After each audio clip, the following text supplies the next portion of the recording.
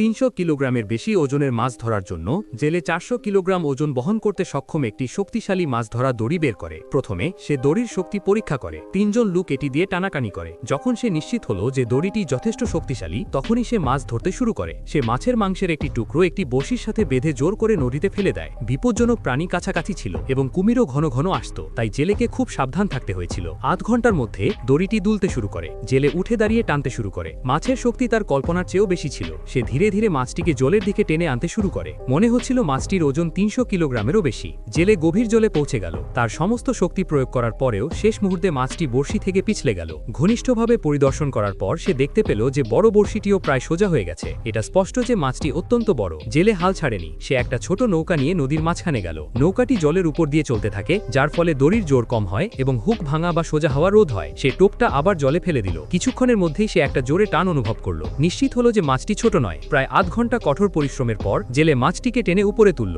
পিছনে ফিরে তাকালে মনে হলো এটির ওজন প্রায় 100 কিলোগ্রাম। কিন্তু যখন সে নৌকায় তুলতে যাচ্ছিল, তখনই অপ্রত্যাশিত কিছু ঘটে গেল। একটি বিশাল প্রাণী তাকে পানির নিচে তাড়া করছিল। মাছটি নৌকার কাছে পৌঁছানোর সাথে সাথেই তার দেহটি চলে গেল। কেবল মাথাটিই রইল। 100 কেজির আস্ত মাছটি এক কামড়ে সাবার করে দিল কোন সেই রহস্যময় প্রাণী। সেটি কি কুমির নাকি তার চেয়েও ভয়ঙ্কর কিছু? পরবর্তী অংশ দেখতে এখনই সাবস্ক্রাইব করুন।